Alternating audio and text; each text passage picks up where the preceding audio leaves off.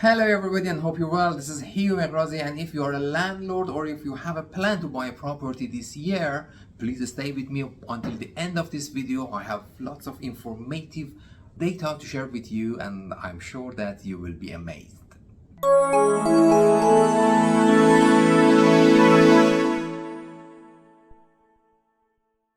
Today we are going to talk about the property market in the UK in 2023.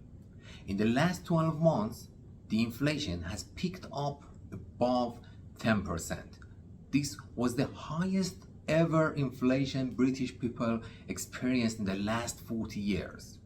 But let me tell you, what does this inflation really mean in your life? When the inflation is going up, the cost of your food, energy, gas, clothes, everything is increasing, and that's eating a big chunk of your income, hard-earned income, and the result is just a little remaining disposable income for you. With the little income, you're not able to save up for preparing your down payment, and this exactly put a higher pressure on the first-time buyers.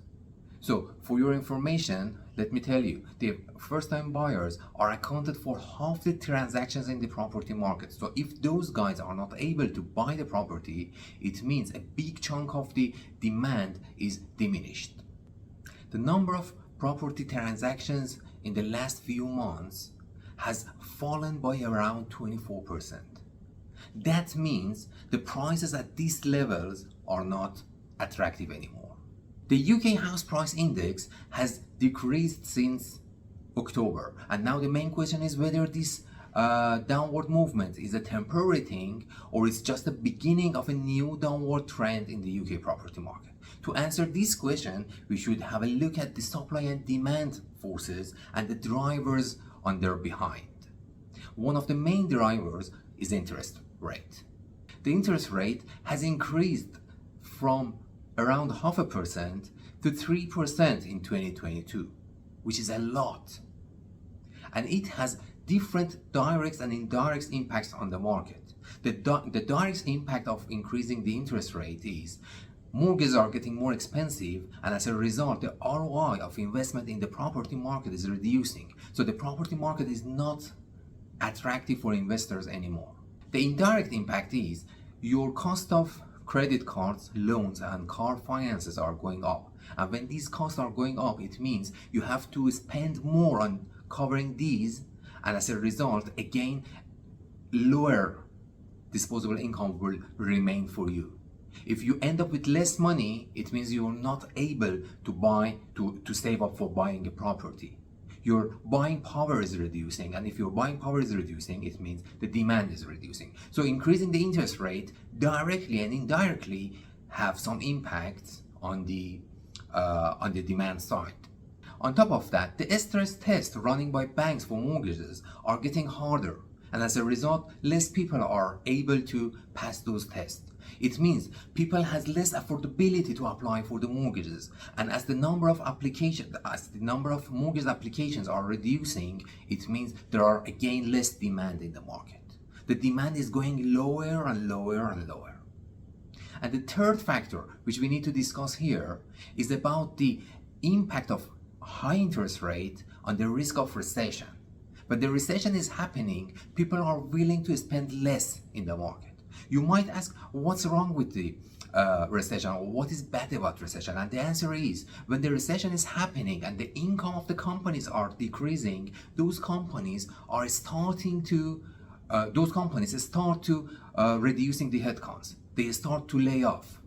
When they start to reducing headcounts, it means the unemployment rate is going up. The people who got unemployed, they are not able to pay for their rents or mortgages, and there is a high risk of home repossession. If you remember, this happened in 2008 and 9 financial crisis. If banks start to repossessing the properties, they are going to sell these properties in auctions on lower prices, and this creates a massive hit for the property market. So one last thing I should say here. I referred to the October decrease in the UK housing index. But this decrease in October, in fact, in reality, is related to the transactions which happened in June or July. The buyer and seller agreed on that at that time. Of course, it takes 3 or even more months for both sides to get involved. Their solicitors, their surveyors come into contact with each other, and they are doing the due diligence, and the lender should draw the contract. They need to wait until the lender is releasing the money, and all of these things takes a couple of months. So if the UK price index in October is decreased, it means a few months back buyers and sellers agreed on lower prices in June or July, for example. And since then, the economic situation gets worse. So it means the downward trend of the UK property market is worsening. And if that's worsening, it means lower prices are coming in the market in the next few months. Well, it was my thought and analysis on the property market based on the data which published already. In the future, we will have the new data, and I will update my analysis for you if something new come to the market. Otherwise, this analysis will be valid.